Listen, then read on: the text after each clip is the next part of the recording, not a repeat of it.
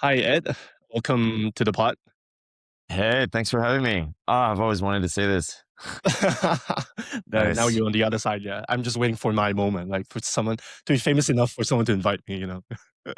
um, I actually look it up. We first met on a junk in 2021, if you can still remember. Yeah, 2021. Okay. so Yeah, it's yeah. like 5 years ago, and I don't think we talked much back then. But my first impression of you, if you want to know, will Oh be like shit. you are the most non-French Frenchman that I know. That is my first impression of you.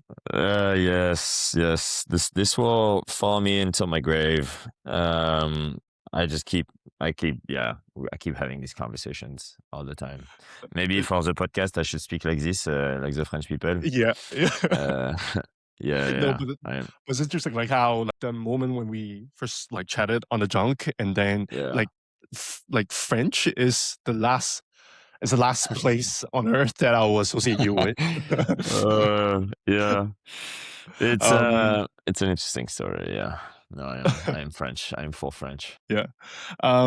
So like I invited you to the podcast not because of the junk, gladly, not because of the junk, but because of the Yeah. content that you posted recently or over the past year.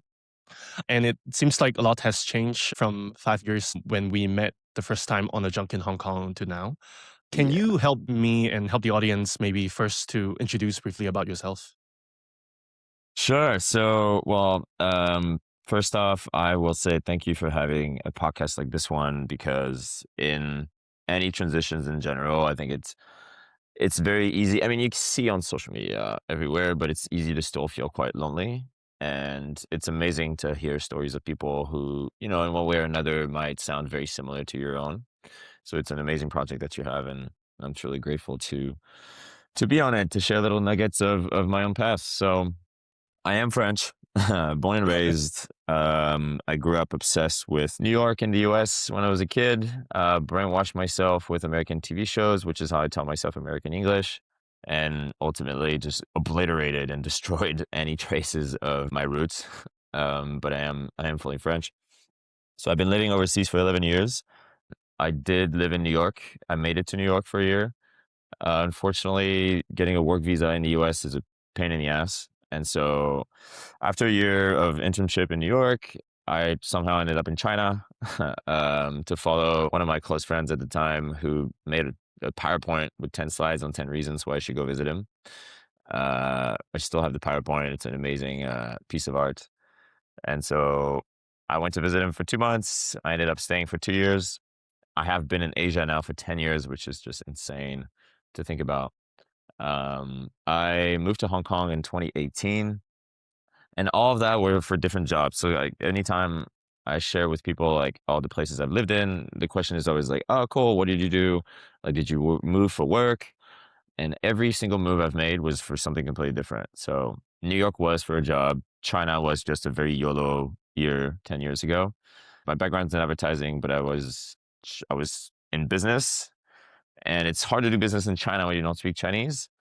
Mhm. So, but I really wanted to. I had this intuition in me, like this gut feel that told me like there's something magical about this place and about Asia because I'd never really thought of Asia before. For me, tunnel vision was New York, like New York, New York, New York, New York, New York.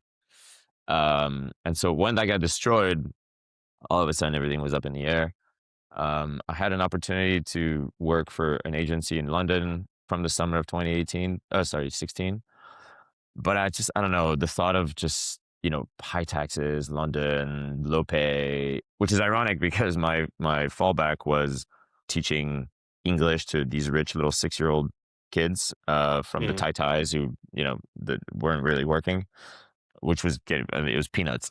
But I was like, there's something in China.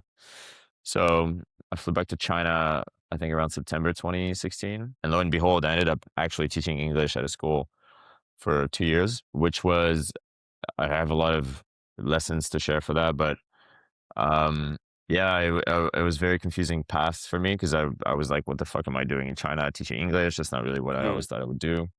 So then I moved to Hong Kong for a corporate job, which I thought, great, I'm back on the corporate path. This is amazing. But my confidence had been shattered, or at least I shattered my own confidence in China. So I got a B2B like marketing job for an architecture firm. I'm not an architect, but it works very similarly to advertising. It's a service industry, so I thought I understand it pretty well. And then I was there for a bit, and then ultimately I moved to crypto. And this is when I think you and I met in 2021 during the boom. So my last job, the last 2.5 years before I quit, was leading B2B marketing for Binance. So I was leading their institutional marketing. And yeah, that was until March 2025, which is, yeah, just 13 months ago. And I bummed everything after that. I do have a New York dream as well. Probably I never shared with you.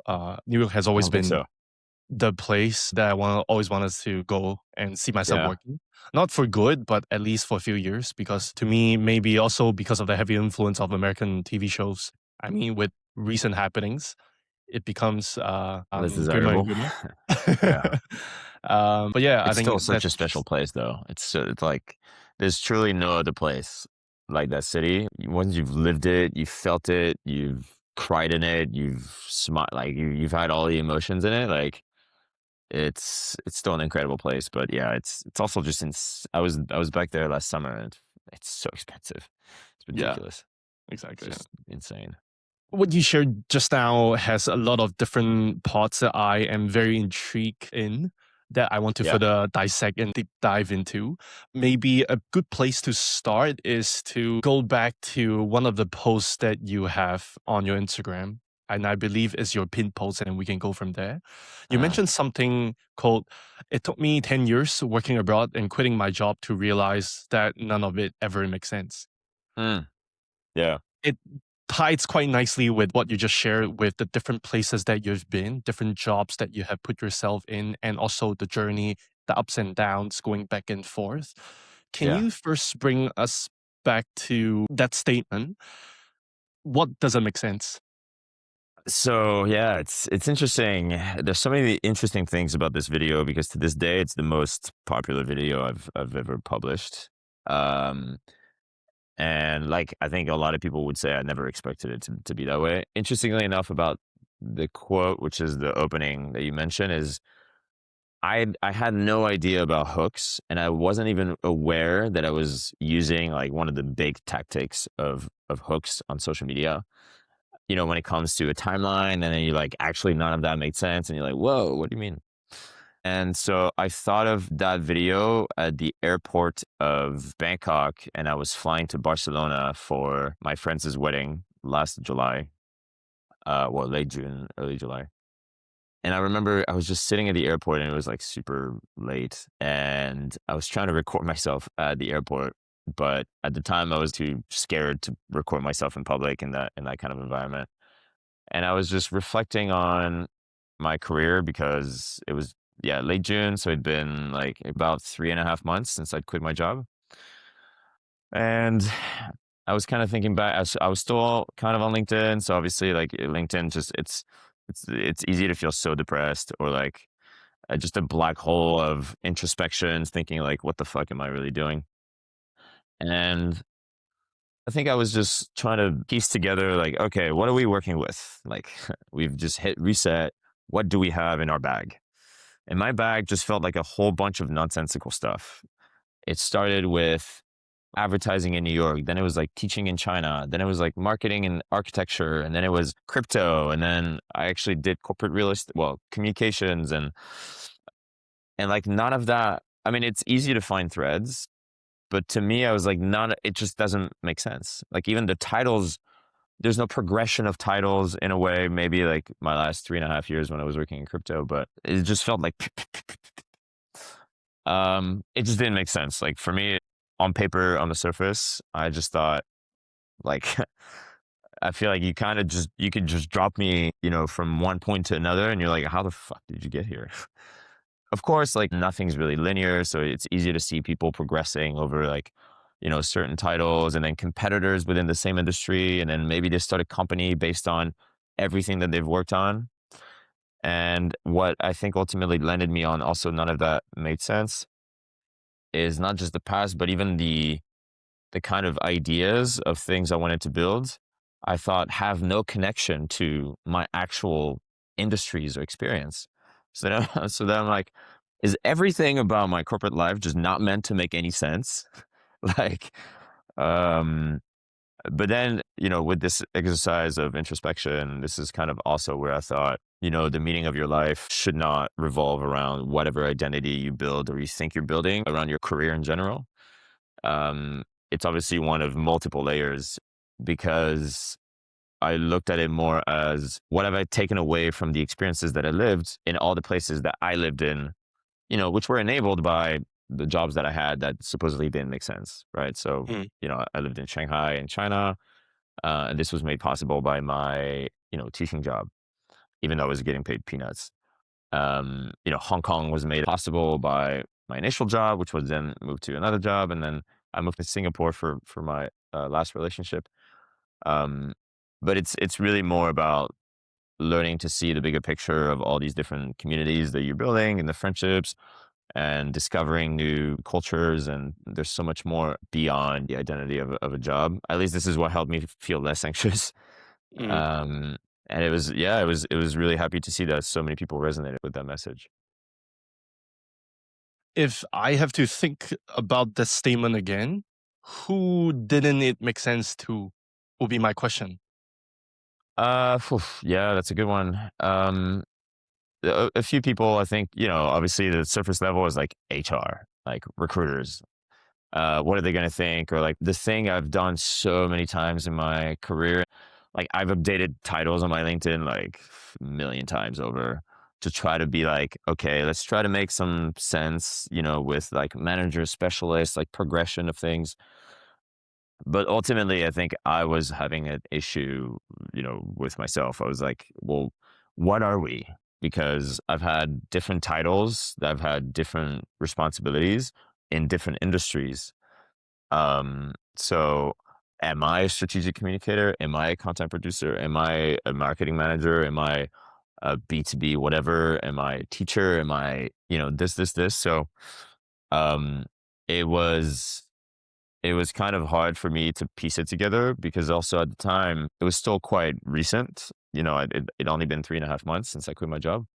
So there's still part of me that was kind of half thinking like, okay, but like maybe we go back to a job. The problem is I don't know what job I want to go back to. I know that I don't think it's going to be what I had before. So then it's like, okay, well, first, what is it? And second, how do you kind of package all that as a way to get you to that next thing? So there are a lot of factors, but ultimately, and I think this is what was also in the message of the video from last year is it doesn't have to make sense to a lot of people, but it's so important for yourself to not get hung up in what could look like, I don't know, XYZ on the surface, but really what is the meaning at the core of it that you're taking away from everything that you've lived. Um, and really just be able to move forward with more gratitude than worries from, what's already in the past, essentially, if that makes sense. It definitely makes sense. And the last part that you just shared is almost the essence of it. How we, if possible, shouldn't be too caught up with the external validation to make Yeah. sense for them. But then it's also important to look inwards and to understand what does making sense look like to you. I think that Yeah. is a very good way to frame it. Yeah. You mentioned about quitting your job. Now, I actually want to ask you about the whole thought process of it. Can you bring me back to the time when you were contemplating about quitting a job? What Yeah. were you feeling and what made you pull the trigger? Yeah. So I guess I can wave goodbye to any possibility of ever working there again from this conversation. It's all up to you, Um, man. no, no, no. So, um, to be quite frank, in hindsight, I think it was years and years coming before I even joined that company. And it's just something that I've heavily been reflecting on the past few months. So my initial career sort of trajectory was to do business in advertising, digital creative agencies. I love the the creativity behind it. And I genuinely loved the first job I had in New York. Like I love my bosses, my teams, the company. Um, for me, being in a position where I get to interact with people and is something that I always loved. So then when I went to China, that just completely bombed that because I didn't speak Chinese. So I ended up teaching English. Like in hindsight, I could have, done intensive Chinese and then maybe try to do business there, but I wasn't that smart. So I didn't think about that. Um, and so the path that I went on afterwards, I realized was kind of more around seeking what felt slightly comfortable and familiar, which was kind of initially for the architecture firm I worked at in Hong Kong was like a content production like job. Low pay, wasn't necessarily really pushing the boundaries of my brain or like my comfort zone. It was very much like, you're in the office, you're kind of sitting behind your computer, you're writing stuff out. And so the danger I got into and the limbo state I started developing was I'd kind of boxed myself into a path that always didn't really feel right. But then I was kind of seeking similar jobs because it felt comfortable. And I was like, okay, yeah, I know how to do it. Um, and so marketing kind of became my thing. Even though I started with business, like biz dev, then it just kind of became marketing. And then I've kind of let it stay marketing. Even though truthfully, there's so many aspects of marketing that I don't like. And I think the thing that I make sure of was that as I progressed and as I sought other opportunities, like I wanted to make sure that I don't do the things that I didn't like, which is fine. But why I'm saying all this is because, you know, deep down, then I joined Binance and it was actually a move that got me out of my comfort zone because I went from just kind of working under people and being just one subset of a thing to essentially having a full-on leadership ish, role where I was making decisions for everything. And I was kind of leading the direction for a lot of different aspects, which was great. And I actually genuinely enjoyed that part of it. And then I got to build like a small team. And so that was one of the best aspects that I really enjoyed. It's just the collaboration with people. But I think deep down in my core, it had been an accumulation of experiences and years where it always felt misaligned. Or the flip side of that is I was genuinely not sure what would actually feel aligned or like what truly aligned felt like. So it got to a point at Binance where in 2024, I think I'd kind of started thinking about quitting. It wasn't so much the company itself, but it was really more like what do I want? Because I could change jobs. I could go to a competitor. Like I'd had interviews and I'd had people reach out, but it's like I could be moving on to someone else and have still the same questions, except that obviously time passes. And then I'm like, well, what are we doing?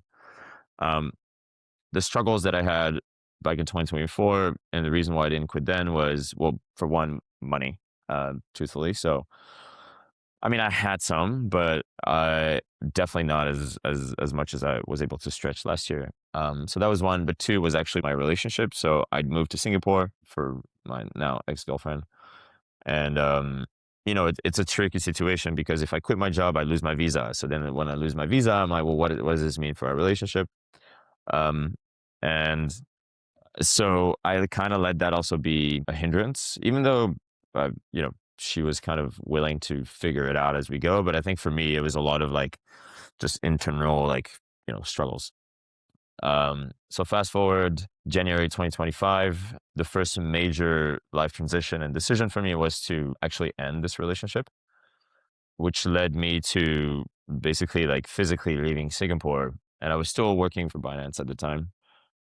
But I think having that pillar fall removed a huge thing for me, which was, well, okay, I guess there's no longer that relationship. So now I'm like, all right, so I've got this job. I'm just by myself and I've got this job.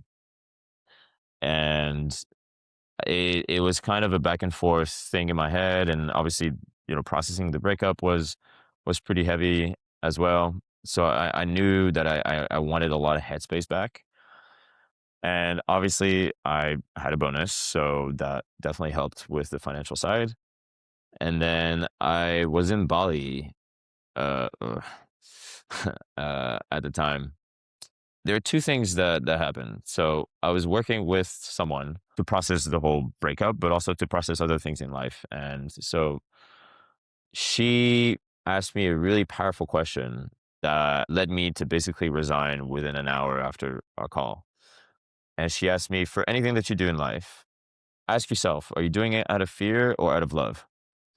And I thought, huh, okay, that's interesting.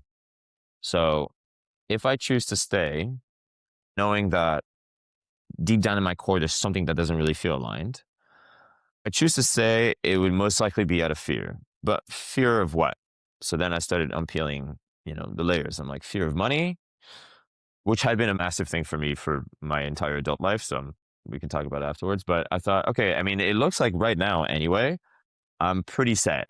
I've got, you know, cash, I've got some investments, which the market's just obliterated a few months ago, but whatever.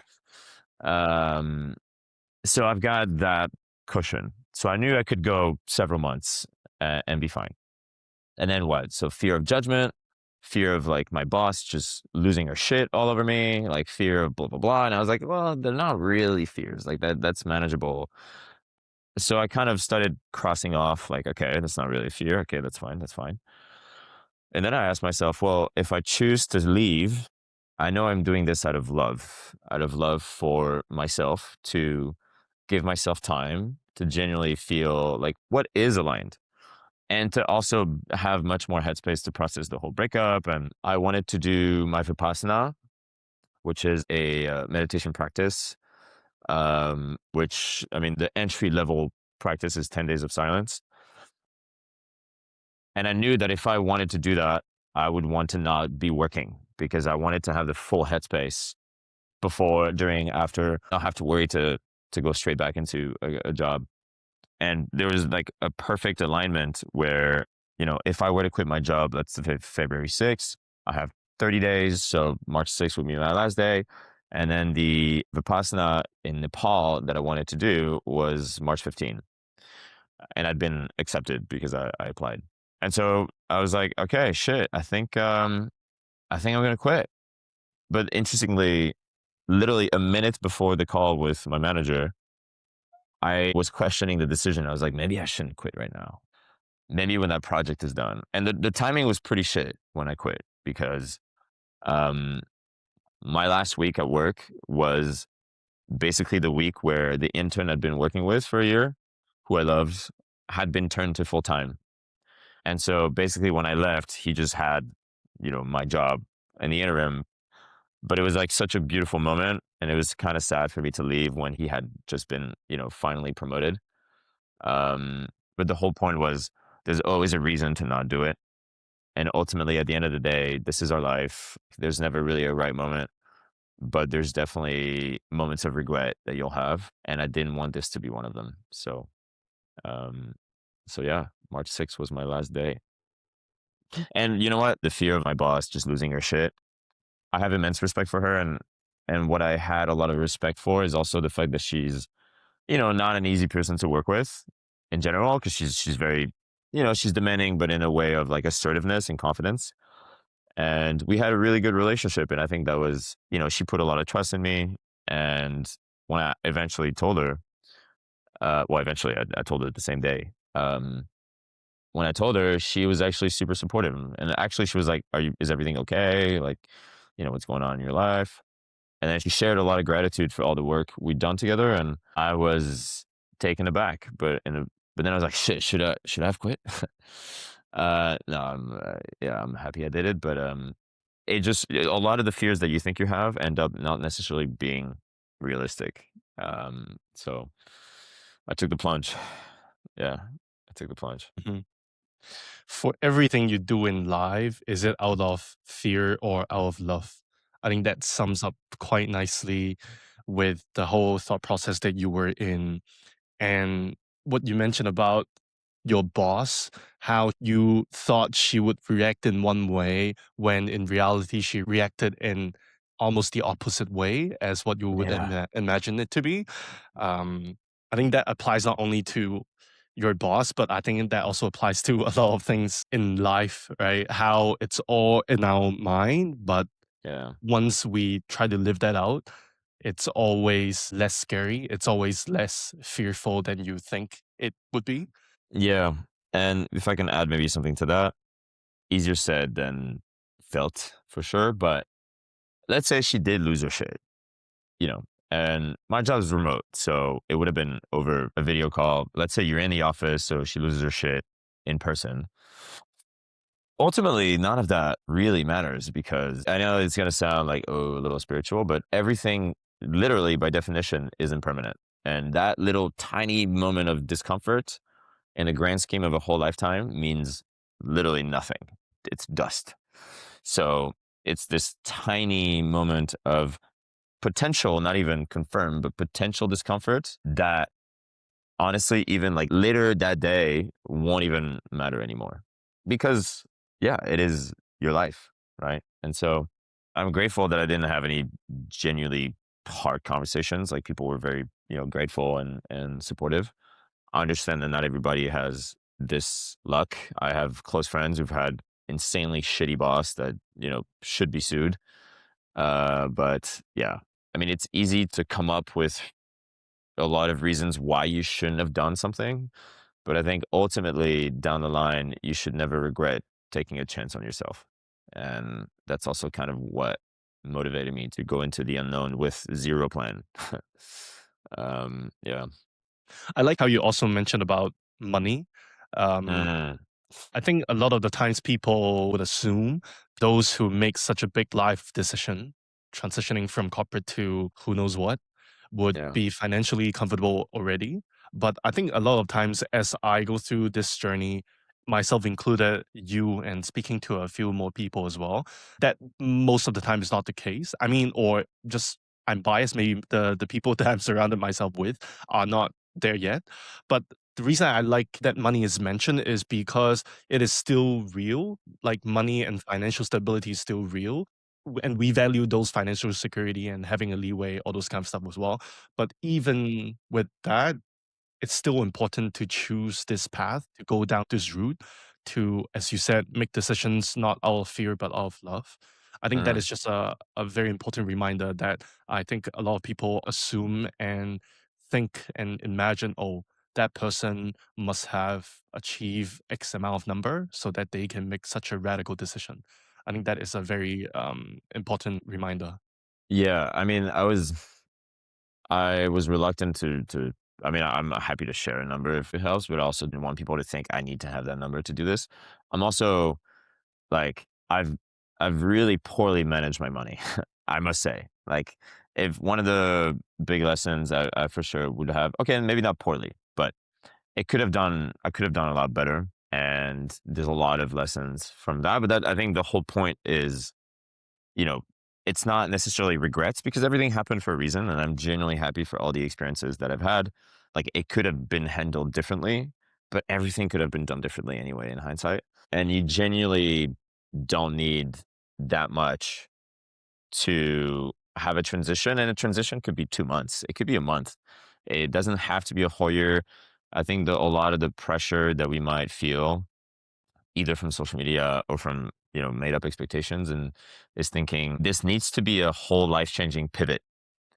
um what I noticed through a couple of accounts I discovered recently, which I really loved, and there's one in particular, I forgot her name, I should have looked this up before, but is being comfortable knowing that a lot of things can happen, including potentially going back to a job.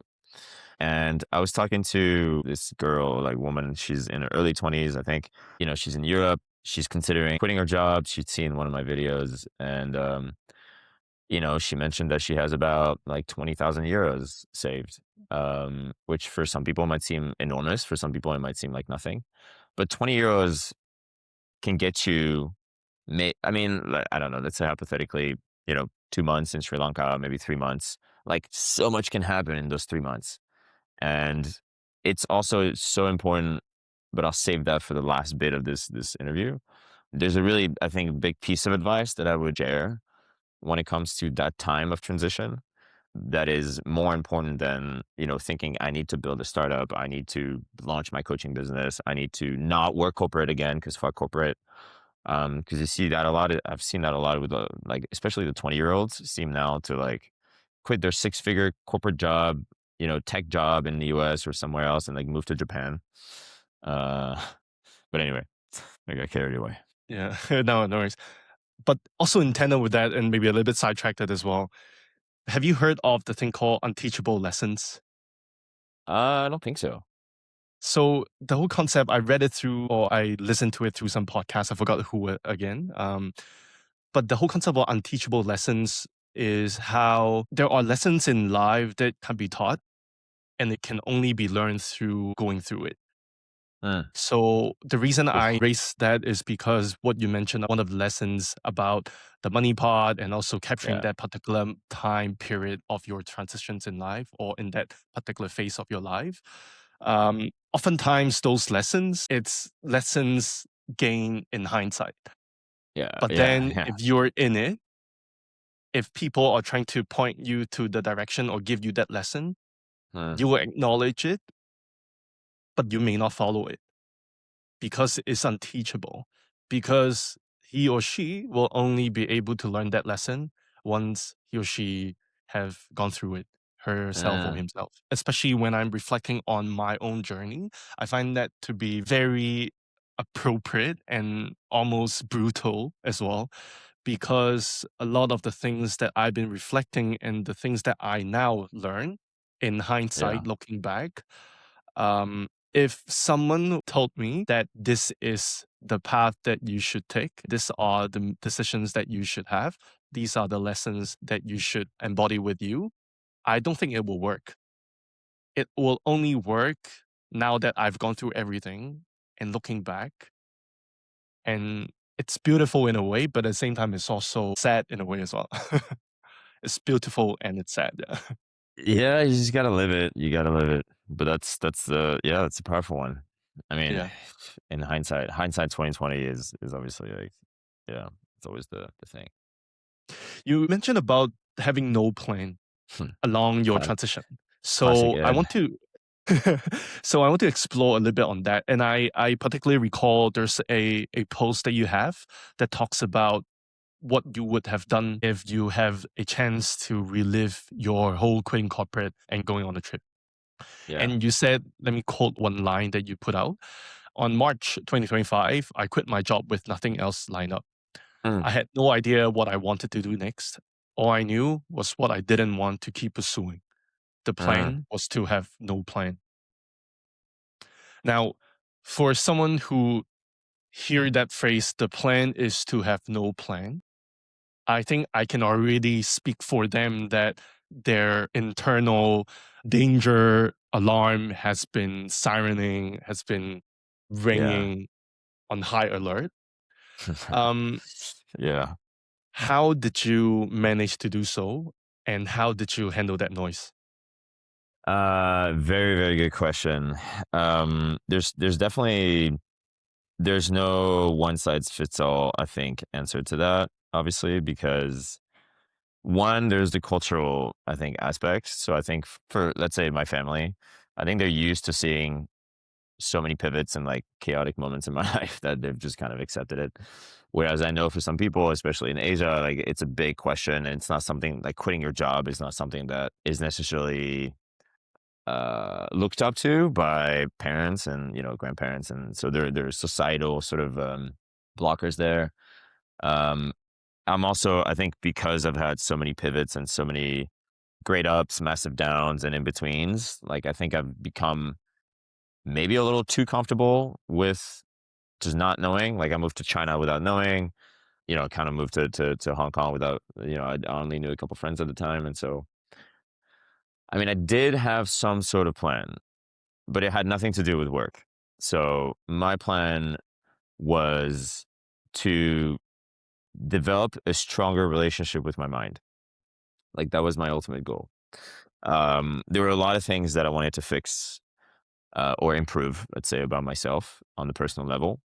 which I felt intuitively that it would ultimately lead towards some sort of plan work wise, whether it's going back to a corporate job or whether it's building my own thing. Um, and so I mentioned my Vipassana before. The first plan was for me to be able to sit through 10 days of silence in complete silence. And the one I did was the pure Vipassana, which is called Vipassana as taught by S.N. Goenka, because you hear sometimes the people doing Vipassana, but they're able to talk, which is not pure Vipassana. But anyway, Right. so so I did that, which was incredible. I also knew that I wanted to do ayahuasca again because I'd done it a few months prior, but that was later in the year, and that was in Peru. So I kind of had, mini goals in a way of I know the experiences I want to do to, continuously work on myself through this process. And I kind of trusted that, without trying to constantly force this idea of like, I need to build, I need to build, I need to build, like maybe an idea would arise. And some ideas have arisen, which I kind of started working on, but then I was traveling. And so I was kind of not, but I trusted that, I had at least, well, in the back of my head, I thought I could probably last the whole year financially to be comfortable enough for me to explore new avenues. Funny enough, I'd set myself a threshold of how much savings I should have. What is the threshold that I reach until the point where I'm like, okay, like we should probably look for a job now. And I said, it's funny because I hit that threshold 5, 6 months ago and I've not looked for a job. So yeah, I could talk about that as well. But um, I think the whole point of the no plan phase in part was also, which I didn't know at the time, and I'm realizing now, everything in hindsight, that it took me so long for me to be in a position of true discomfort where the money's running low, the uncertainty of where am I going to base myself, what am I actually building, which is what this whole 2026 has been. And it's been insanely uncomfortable, but it's been insanely valuable in, not just trying to use some of the practices and tools that I learned last year to regulate my emotions, in the way I interact with people, the way I share messages, like everything kind of accumulated to the point where I am now. And so even even what I'm doing right now in hindsight makes no sense whatsoever. If you look at all my career from the past, it's like, how did all that lead to what I'm doing now? But it's one of those moments where it's like a discovery from just day to day life, and turns out like it was a thing that I'd been using for so long, and I never really realized I could maybe do something with it. Um, so it was all about giving myself space, awareness, and time to maybe figure something out. But I think intuitively deep down, I thought if I really genuinely need to have a job again, I probably can. Whether it's even if the market's shit, like maybe if I start reaching out to people, if I have networks, if I do this, like maybe I can lead something. So I never really truly worried about that part. And I think that's kind of what made it a little easier and exciting. I think for me, I've had so many different adventures. I mean, I moved across the world in 2016 when I was 23, 24 with zero plan.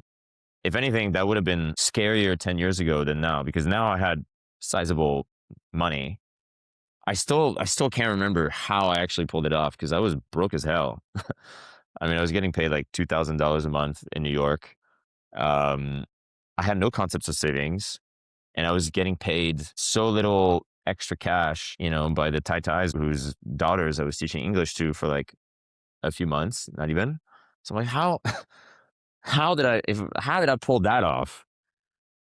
But I'm still here. So yeah. Would you say the thought of you can always secure a job if you want to, would you say that provides you with almost a safety net for yourself to pursue what you're doing now? Yes, in a way, but I do have to probably mention that it's only a thought until you're actually facing it. So There's a really interesting concept that I really enjoyed from the book, The Courage to be Disliked. I think it's from this book. And there's this concept called the realm of possibilities. It's essentially daydreaming. And I think this is really interesting also for people living in transition or considering a life of transition, but not having taken the plunge, because it's so easy to get stuck in this possible alternate reality, where we're just imagining how things are going to go in our heads, which creates this sense of comfort already, but without taking actual action. And so it's easy to feel confident that, yeah, I can probably get a job back. But that's just living in the realm of possibility, because I have no actual certitude that I can, in fact, find a job. Because yeah, the market's tough. I haven't worked for 13 months, so I've created a hole in my CV. Like, how do I justify that?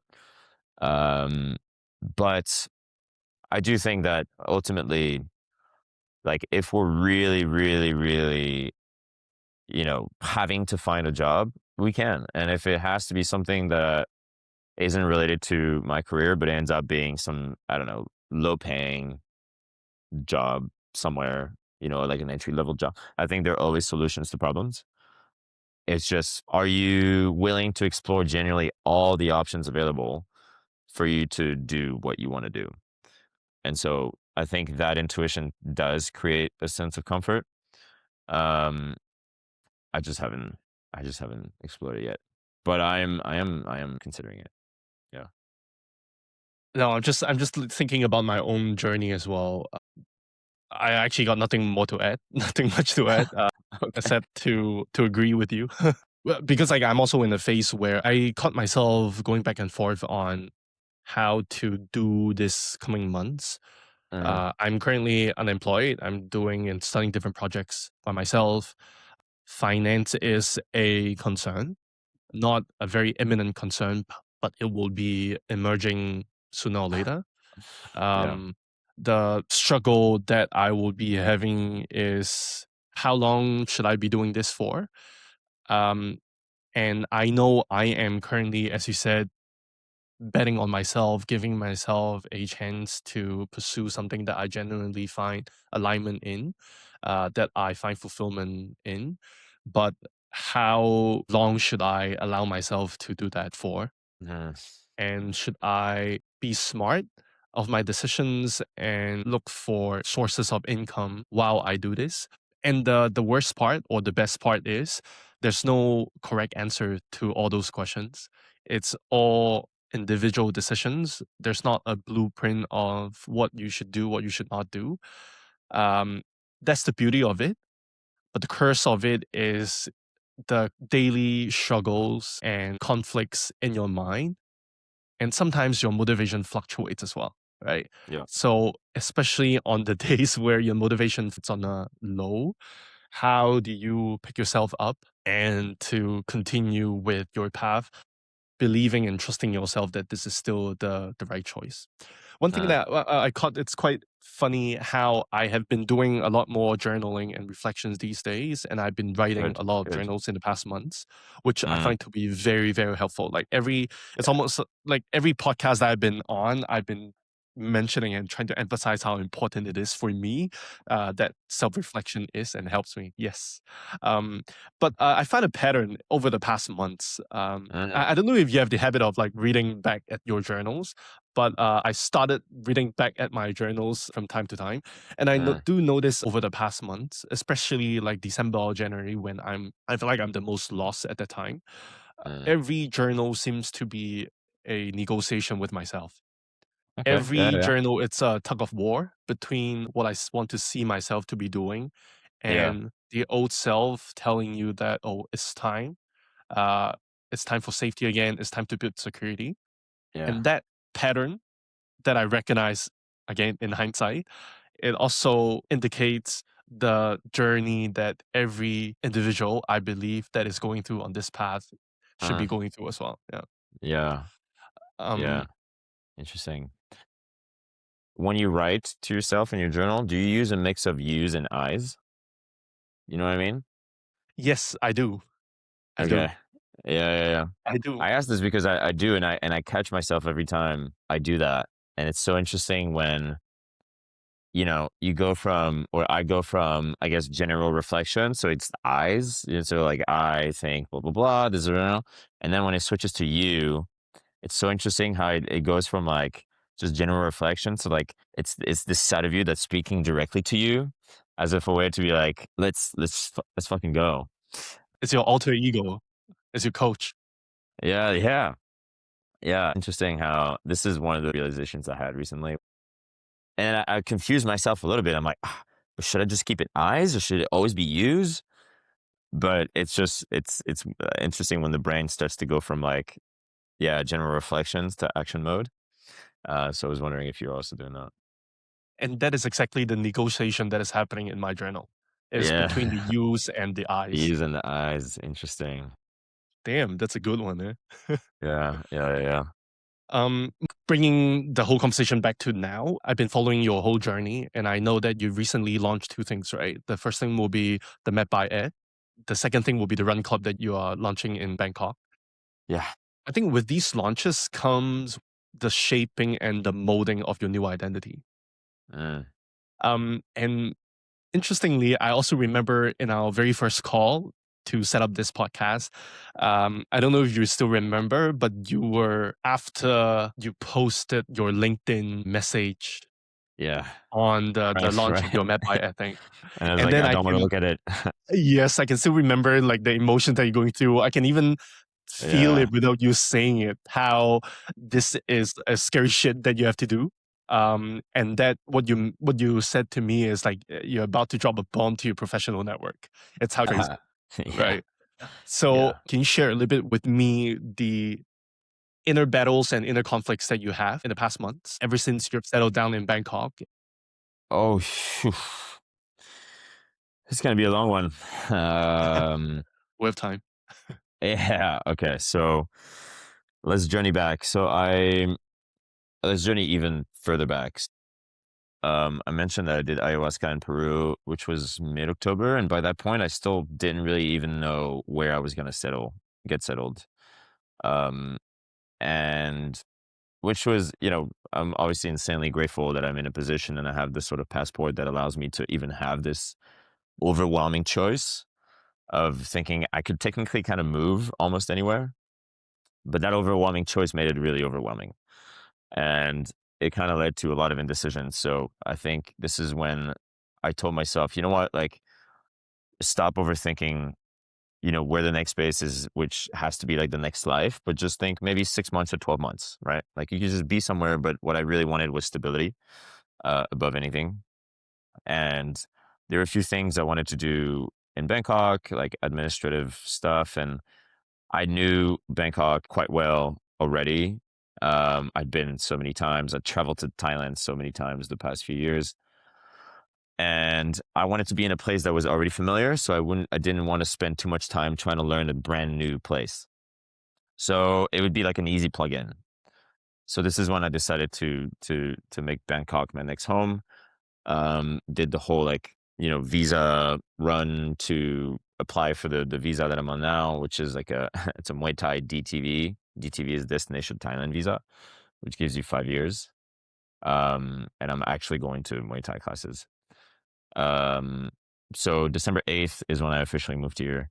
Still without some sort of clear idea. I had an idea, but it was definitely not clear. And the idea I had at the time dated back to a few months prior with regards to Google Maps lists, which is very specific frustration. And I'm someone who loves to curate things, and I love things that kind of make sense. Funny enough, because my whole career doesn't make sense. Uh, but when I say make sense, I mean like I like things organized in such a way that makes it easy to make decisions. So I was the guy in corporate who loved to like, if I have some sort of product documentation or marketing plan or whatever, like I'd have all the right tabs. I have things that make it super easy for people to click into, and then they know exactly what information is where. So the frustration I had with Google Maps lists were that at the time, Google had not released its tagging function, but I had a fuck ton of lists. And so I divide my list by categories and intent. So I would have a coffee list, a rooftop list, a this, this, this. And then whenever friends would, let's say, come to Bangkok and they're like, hey, I'm coming to Bangkok, can you send me your recommendations? I'd have 7 lists to send them, which is not helpful for them, right? But the flip side of that is you could just shove everything in one list, but then it's also not helpful for them because everything is mixed up together. So then you scroll through a whole bunch of shit and you're like, which one's a restaurant, which one's a cafe, which one's blah blah blah.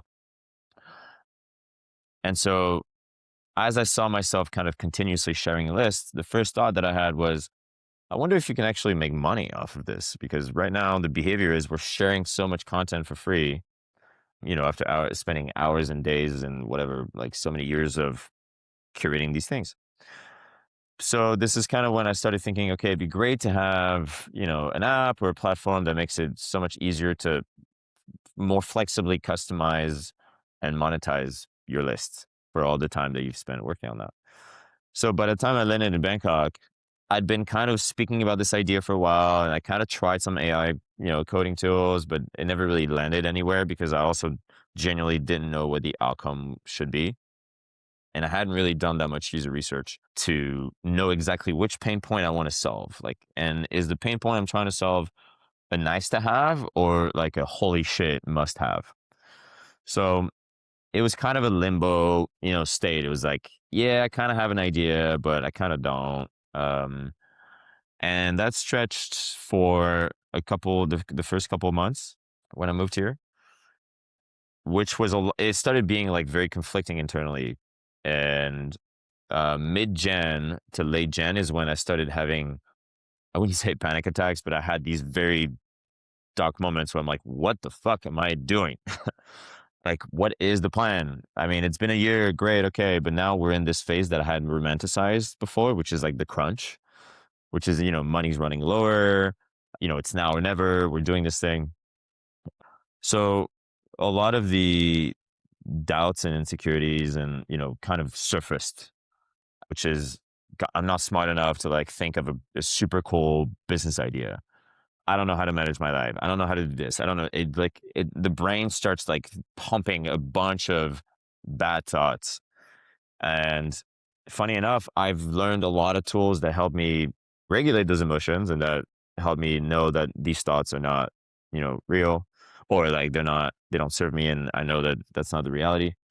And yet it's just like, so there was a phase where I would wake up every day or every other day, like completely doubting myself and thinking like, what is the plan? Like, what are we actually doing?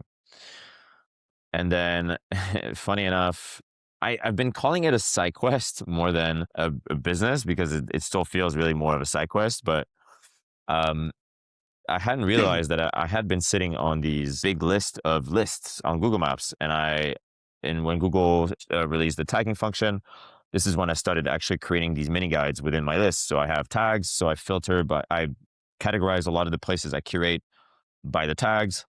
So for example, I have 3 for Bangkok, but the main Bangkok one, I have cafes, rooftops, bars, escapes, which is more like green areas of the city. I have a bunch. Cheap local food, Asian restaurants, etc. And I was kind of showing it to people.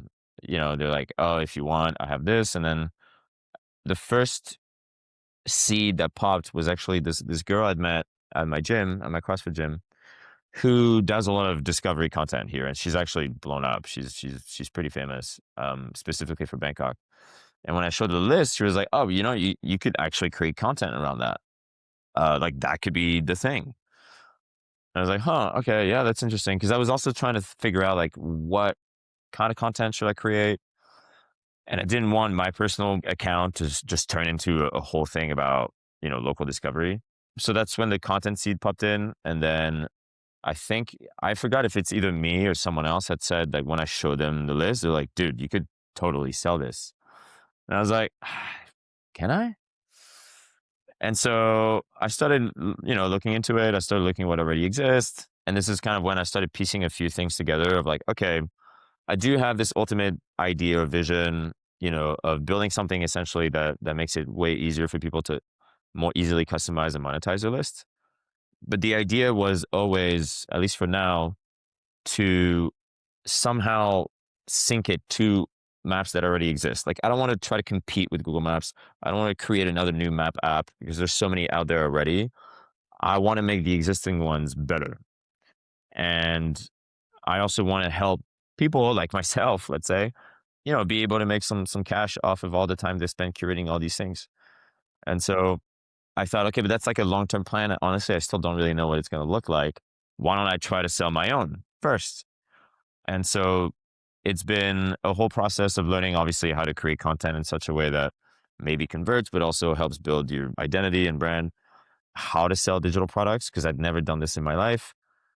Learning everything about obviously copy, but also conversion funnels, how to run ads, building a website that helps you kind of tell the whole story that leads to the product page. Like these are all things I'd never done.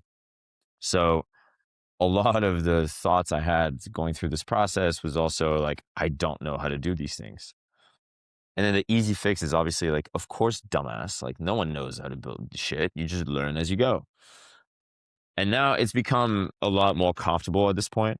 But I have to say, until the very moment that I launched the new Instagram from Mapped by Ed, constant self doubts and the negative thoughts were like, this is such a dumb idea. Like everyone's building AI automation tools and like massive multi-million-dollar businesses, and I'm building Google Maps list that also uses no AI. Like, are you just backwards? Like it just like this doesn't feel like an adult business. Like, is that even a business? Blah blah blah blah blah blah blah blah blah. And then I almost felt shame for sharing it with people when they're like, "So what do you do?"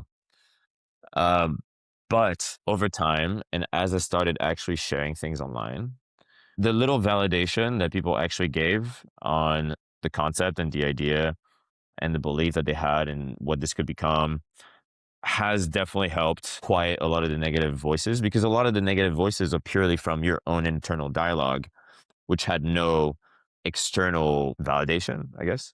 But once you start seeing people kind of believing in the idea and believing in you, it does make it, a lot better.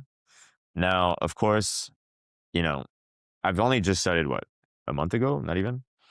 But I mean, I don't want to say I should have, but this is something that could technically could have started 3 months ago.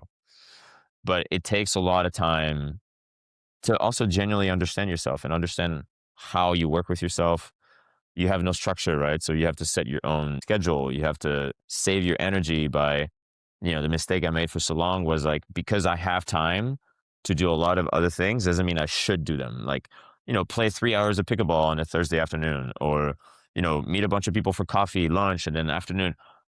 It's great, but you realize that it's all taking time away from doing the thing that you really should be doing. So yeah, there's a lot of things that led to that, but it's just such an interesting little journey. And I think, the shame that I felt of like, oh, I'm selling Google Maps lists. There's like obviously a bigger picture to this, but ultimately at the end of the day, who gives a shit? Like it really is just, it's your life. At least you're trying. At least it might sound stupid to you. It doesn't sound stupid to other people. Maybe it sounds stupid to some other people, but ultimately you're trying, you're in the arena, you're trying to figure shit out, you're putting yourself out. And these are all things that I will always be grateful for, because it'll be valuable for maybe other things that I do later on, maybe for a next job if I choose to get one, or maybe it actually ends up being something completely different, or maybe it just blows up and I don't even know it yet. But that's the thing. It's just, we don't know. We'll never know unless you actually do the incremental steps forward. And it's so funny because it's shit that you hear in podcasts, you read in books that I've known for, I don't know, 10 years, and that I'm only just actually living now. Do you think the self-doubt comes more from being a student and learning new things and not knowing how to do things? Or is it more coming from the comparison of not having a business that is as big and as sexy as what you look or what you see on the outside? Oh, I think it's everything. It becomes comparison when, let's say, I go to like a networking event, which, in hindsight, I'm like, maybe I should do less of those. because yeah, you're meeting people who are like, oh yeah, I'm building this like AI, business, agentic, whatever, whatever, whatever. And they're like, so what do you do? And I'm like, I'm building Google Maps lists. But again, I think there's something that I reflect that I journaled about yesterday, actually. One of my all-time favorite books, which I need to order again, is called The Art of Thinking Big. It's an old classic from like the 50s or 60s, I think. And how you carry yourself has so much more impact than we realize. And the reason I mention that is the whole comparison, sort of, negative thoughts and doubt only arise if I carry myself in such a way that feels almost like a victim. People can kind of almost clearly see if I say, oh, I'm building a business around like curating local discovery and like trying to make money off of Google Maps list. But if I say it in such a way that makes it feel like I'm not even confident in my own idea, then I start to overanalyze people's faces and reactions. And I'm like, oh, they probably definitely think that it's stupid. Oh, fuck, my idea is really stupid. Oh, shit, I don't know how to build real businesses. Boom, boom, boom, boom, boom.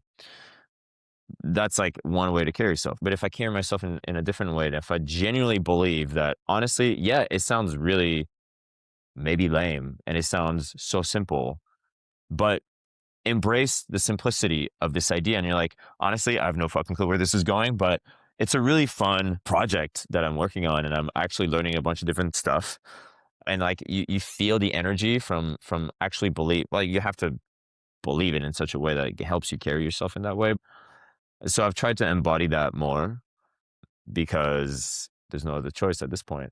Um, it is becoming a little bit of my identity. Somehow, funny enough, like I've met a few people who I'd never met in a few different areas the past couple weeks, and they're like, "Oh shit, like you're that guy, you're the list guy." And I'm like, "Yeah, I'm the list guy." So there's that, and then there's definitely, yeah, like that. I think has a deeper root in all the way dating back to childhood, and I've reflected deeply on this recently, where I think from a very young age, I trained my brain to always seek the path of least resistance. And I have this very vivid memory that I've just recently resurfaced, which was in, I think, like a drawing class, probably in elementary school, where we had instructions basically, and then people had to start drawing. And immediately I'm like, what the fuck? I have no idea what to do. So I'm looking, as a lot of kids do, like I look at the girl next to me and like I'm seeing how she's doing it. And I'm like, oh, okay. So then I kind of start drawing, but then I keep kind of like looking back because I'm seeking directions, I'm seeking guidance instead of trying to be like, okay, we have this blank piece of paper, like what are we gonna do with it? And over time, like this accumulates to the point where I think in many parts of my adult life, if I don't have a clear guideline, or if you don't tell me exactly how to do something, I'll freak out. And it's something that I've gradually over time, like the last few years, really tried to like get rid of. And so to go back to your point now, or to what we said, which is like, I don't know how to do these things. I would panic thinking like, no, but tell me exactly what are the next steps? Like, what do I actually need? Where's this all going? Like, how do I use this AI? How do I use these agents? Like, how do I even think of using them? If no one kind of tells me that, I would just freak out. But funny enough, as I'm trying to build more presence with these lists and as I'm trying to like sell them and create content around it, I'm learning new things as I go, or like ideas pop up as I go, like the website, right? Which I kind of knew before, but then I was like, maybe I don't really need it. And then I tried the ads and then they're performing pretty well, except that there's zero conversion. And I'm like, well, it's probably also because my funnel's broken because I have no website. So I go straight to the product page, which I'm sure like once people see there's a tag, the price tag, they're like, oh, fuck that. So maybe having a website is actually really useful. So I'll build a website. But then I'm like, how do I build a website? Oh, maybe I can use Cloud Code. I don't know how to use Cloud Code. Fuck, it's like so complicated. There's like terminal. It's getting very confusing. It's scaring me. Oh my God, I don't know how to do it. But it was like step by step, little bits and pieces where I was like, okay, let's watch a couple of YouTube videos. Oh, okay, I can use VS Code to run Cloud Code. I'll just learn to do that. Um, and then and so things are coming together, but it's all bits and pieces, man. I can't say for sure that I'm like now enlightened in such a way where I'm like, of course, this is the path. It's a path. And not all paths are created equal. Not all paths will last the same amount of time. Maybe this side quest becomes a full-time thing once I finally run the right ads and once I have the right funnel. Maybe it blows up and it becomes a sustainable thing. Maybe it doesn't. Or maybe it kind of like, you know, builds gradually. But I've now become much more comfortable, obviously not knowing or realizing that I don't know anything. I genuinely don't. I'm really good at bullshitting my way through things, but I like actual hard technical skills. I don't know squat. So I'm learning to learn. And I'm also learning to manage my time, which is so insanely hard. And I'm still learning. Like, yeah, hard lessons there. People often also think how quitting your job and explore yourself doesn't require discipline. And what you mentioned about learning how to manage your time, I hear you and I feel you deeply. I do think like there is a lot of discipline that is required, especially Yeah. when there is not a structure, especially when there are nobody telling you what to do. Yeah. Um, I think that is something that people oftentimes like having false expectations on, having misconceptions on. Yeah. Yeah. There's one major thing as well that I forgot to mention and that you and I kind of touched on last time we spoke, which is also related to some of the negative thoughts that arise from this idea, which is around masculinity and this idea of, for a while I was having an internal battle because I've got this kind of cute sounding project, side quest, thing that I kind of started working on. But then my own insecurities also surfaced from the past, which are basically like, it doesn't feel like a manly thing to be working on. Or like, you know, a lot of other men around have like real businesses, the entrepreneurs, solopreneurs, or they have a small team, like, and they're able to sustain themselves in such a way that makes them feel well, I mean, from the perception, right? That makes it like a wow, yes, like you're successful, you've got shit going on, and then it made me reflect on my own like past and my current idea. I'm like, this doesn't sound like a legitimate business, which is so interesting how it makes you reflect on your own masculinity in a way. Um, And what do you think about masculinity now? Like, how do you think about masculinity now, having understood that is the traditional definition of masculinity and comparing it yeah, to where you are now? um, yeah, that's a good question. So there's so many things to unpack. So the theme of masculinity was always a thing that I struggled with in my 20s because there were two major things, well, three actually, that made me reflect on my own and whether I was like quote unquote a man or just a boy. I mean, definitely one, there's a lot of childhood trauma to unpack. And one thing that I surfaced from therapy a few years ago was that a lot of the trauma that I experienced created essentially a hole in the development of the child. Because your late teens, especially, are supposed to be formative years. That kind of leads into adulthood. But when you kind of inject, traumatic experiences in your life, that kind of hinders that development phase. So it's very common for, young adults to feel like a child still inside because your inner child hasn't really been unified and processed.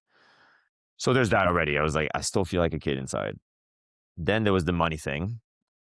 I was broke for a lot of my 20s, from having no concept of financial education, not making, enough money seemingly. And especially well, in China, I hit literally rock bottom money wise. There was a point where I had basically 50 cents to my name. Like that was my net worth.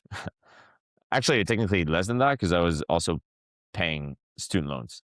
But I knew I had money coming in like a few days later, obviously. But yeah, I took a screenshot of that. I was like, this is bad, man. This is bad.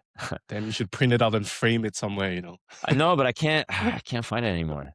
But I did take a screenshot at the time. But yeah, it was for R&B. And so that shatters, your confidence and aspects of like I can't provide even for myself. Like how can I possibly be in a relationship? Um and that blocked unfortunately a lot of potential, genuine relationships that I could have had because I was so much in my head that I wouldn't even allow my, partners at the time to see the full me. So I would kind of end it early before, all the uncomfortable stuff surfaces. So money was one. I was also trying to live a lifestyle I clearly couldn't afford, especially when I first moved to Hong Kong. When you're dating, it was as if I was unwilling to accept the reality of things, which is, dude, we don't have that much money. Like, stop going out as if you do, because you're hanging out with people who do, or you're going out on dates with girls. You don't want them to know that you technically can't afford to do these things. So you're like, boom, boom, boom. Obviously, that's not a good plan. Learned that the hard way. So money was kind of always a big thing. And then my confusion about my corporate career and path was also another one where I kind of I felt lost inside. So obviously it was not an easy feeling to process. And then it was not an easy feeling to hide if I'm dating. And it's interesting. A lot of things always kind of revolve around relationships, at least for me in the past. So I felt less of a man because of these things, because of money, and then because of feeling lost. Little did I know that millions of other people also feel lost. Obviously you're in environments where, especially in Hong Kong, a lot of finance people and a lot of like lawyers and a lot of people who make good money. So for me, I was like, I'm working a corporate job where within the context of my company, my role when I first got there was seen pretty like low because all the other departments were like the most important, and then mine was kind of like cool. I mean, yeah, that's cute.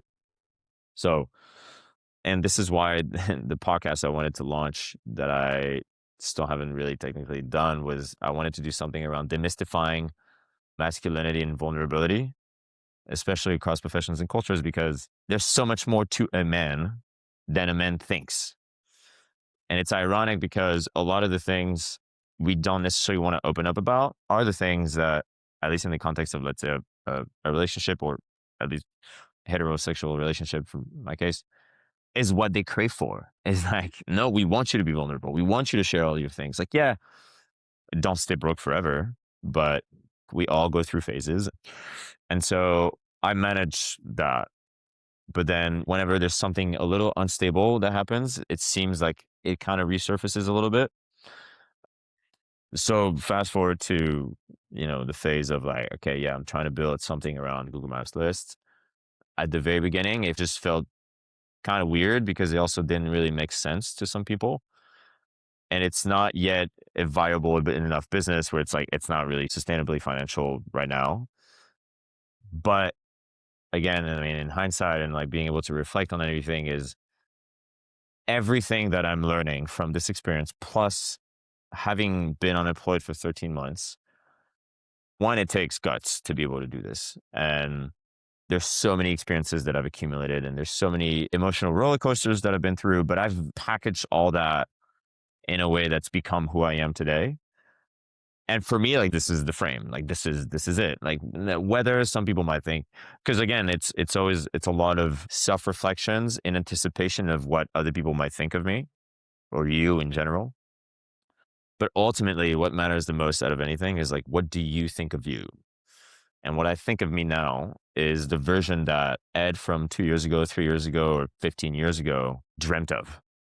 Even though it's easy to think like, oh no, this isn't where I thought I would be. But man, this is like so much further than I've ever been. So yeah, that's kind of where it's all led. Do you feel like a man now? Yeah. I mean, but also, what is a man? Like, the thing that I learned genuinely from my past relationship was that, one, this was the first time really ever where I was the most vulnerable that I'd ever been. Shared all my insecurities, and she obviously stuck around. But I also learned the genuine importance of providing emotional stability for your partner. And you might meet some people who prefer you to have a lot of money, or prefer you to have, some prestigious job. Like, okay, fine. Not like, you're not going to please everybody. So like, that's not the right fit for you. But you might also meet some people who don't necessarily care as much about the material stuff or the stuff that we think matters. But ultimately, what they genuinely want is someone who's able to regulate their emotions, someone is able to listen, someone is able to provide space for them to feel comfortable, to share their own insecurities. Like there's so many intricate layers to being a man that we don't necessarily either talk about enough or think about enough. And I some of that I learned the hard way, but I do think that at this point I'm at a phase of life where I check a lot of these boxes, at least even for myself. And I know that the rest of this stuff figures itself out. Money can be made again, right? Something can be built again. It's always a learning curve. And I would say, I think I'm much more of a man now based on all my understanding of this holistic view of it than I thought before, because before was generally centered on material things. Um, yeah. I want to thank you for expressing that because I think it's so important. This is something that I ponder quite a lot and think quite a lot as well. And I think from one man to the other, I think that is a very important message and reminder on what truly makes a man man. It's not a topic that is very much discussed still these days. That also reminds me of one thing a friend of mine, she's a very successful, very strong minded person. She once told me a phrase that stuck with me ever since on this topic. She said, we have been telling girls to be strong and independent without teaching the boys how to live with one. Mm. Oof. Wow. And that speaks to what we've been discussing, right? Yeah. Because the whole society is always emphasizing on women's empowerment, which there's nothing wrong with it.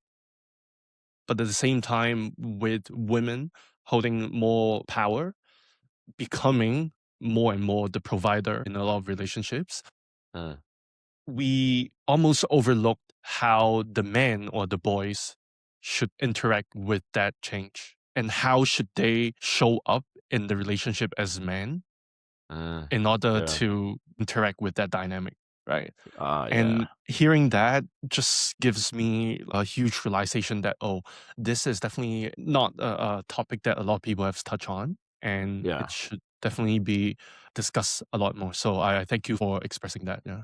Yeah, actually, I mean, yeah, it's such an important one. Like my ex was making way more money than I was. I mean, she was older, but she had a very successful career and she had way more money than I did. And again, I mean, for some people, it might feel insanely intimidating and it hits the ego and then all these things. But I was just thinking of this idea of a man, right? And for a lot of people, the idea of like a man's man is like, yeah, you're ripped, you've got a successful business or you've got lots of money and like blah blah blah. You've got all these things. And then I've come across a few men recently, and especially dads. And I think I do want to be a dad. And I just I've observed them and like our conversations, and they're playing with their kids, and maybe they're like looking really skinny. Maybe they don't go to the gym. And then one of them, his wife is very successful, works in law, financially successful and career wise, et cetera, et cetera. And I'm just looking at him, at this scene of like him with his kid. And I think, honestly, like, isn't that what we're kind of all aiming towards anyway? Just to be happy, to have a loving relationship or a loving marriage, ideally. Like if you want kids, to have a kid, to be able to play with your kid, that's kind of it. Like whether you need to make the most money in a relationship or whether you need to make the most money ever, like what does happiness genuinely look like for yourself? And does having all these things, whether it's being super ripped or whether it's having like X amount of money, like is that really what we're chasing towards? Or is that what we really we're chasing? Or is there something deeper that we're not really thinking about? And yeah, it's something that I've been reflecting a lot upon recently of like, what does happiness look like genuinely? And what am I actually working towards? So yeah, that's a little piece of nugget I thought was interesting. Man, I think we can continue with our chats like on and on for hours, but it has to end some I point.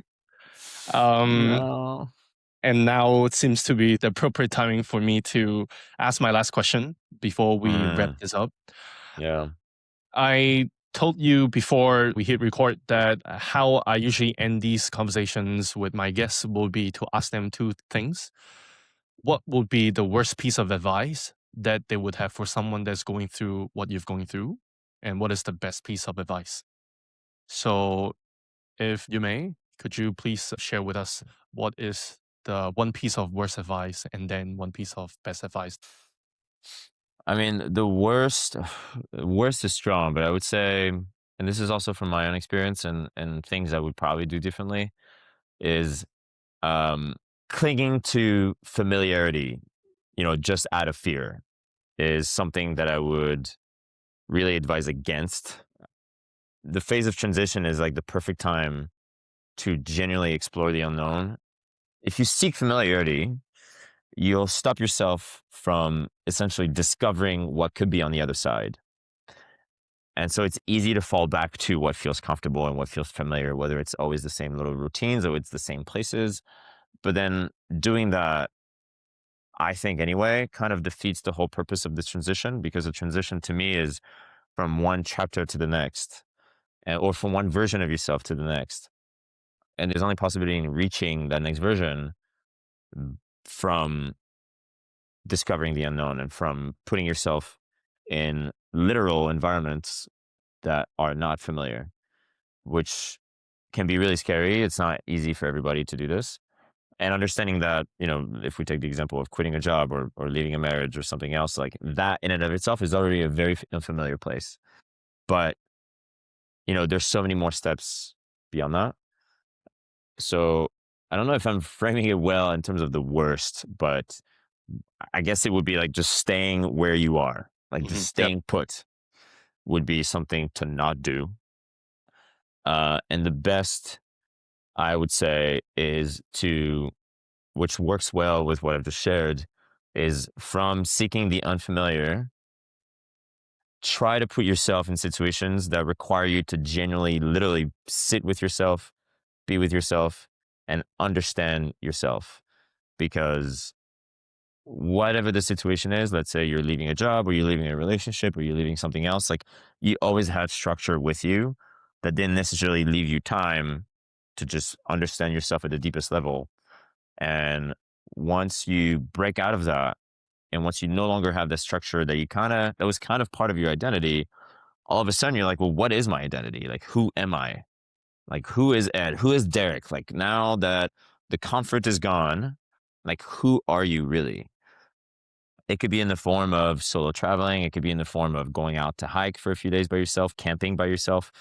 And it could be, something a little deeper. Like I did my Vipassana, I did ayahuasca, which are very uncomfortable situations in many different ways. And even this phase right now of just trying to build something on my own alone, which is, it has its own bag of, things. But I say this year, since January, I've learned so much more about myself than the past couple of years combined, because it's in the situation where I'm faced with reality. I'm faced with the fact that you're just you. Like literally live and work with yourself 24/7. And it's deeply uncomfortable, but it's so rewarding, because you have to live with yourself until the rest of your life. So you might as well try to understand it at the core, when you have the chance, because who knows if you'll ever have this chance again. That was long, but that's where I would end it. I think that is long, but then that is much needed as well. So, Ed, thank you so much for coming on the podcast and sharing. I think it's been a very insightful conversation. I definitely learned a lot from your journey and from our conversations as well. And I think what we discussed will definitely let me to more thinking and more reflections in the coming days. And I'm sure there will be a chance where we could have a in-person conversation, maybe in Hong Kong, maybe in Bangkok, you never know. Yes, yes. Oh God, I miss Hong Kong, man. But no, thanks for having me. Thanks for even thinking that I would have, valuable things to share with your audience. It's also an honor to be part of your early journey, because I know what it's like to have an early journey of some kind. And Yeah, I mean, for all the doubts you might be having also, like, you're doing amazing work. Oh, I would end it with this, and I think I mentioned it last time, because a friend of mine did this when I had my own reflections of, like, this life transition, right? And it's for every 10 people like you who've taken the plunge, there are millions of others who wish they had. And so, it's easy to think like, I'm not doing enough, I'm not moving it fast enough, I'm not doing this, or my idea is stupid. It's like, yeah, but millions of other people may have an idea, but have done nothing about it. And it's nothing against obviously people, but it's more understanding how much courage it takes to even be in this position. And so it's good for you to be reminded by people like myself, for example, that you're doing amazing work. And I'm looking forward to seeing more interviews, more stories of people, who've gone through a similar path. And hopefully, I have no doubt that down the line you'll continuously inspire others to take the plunge through your conversations. So thank you.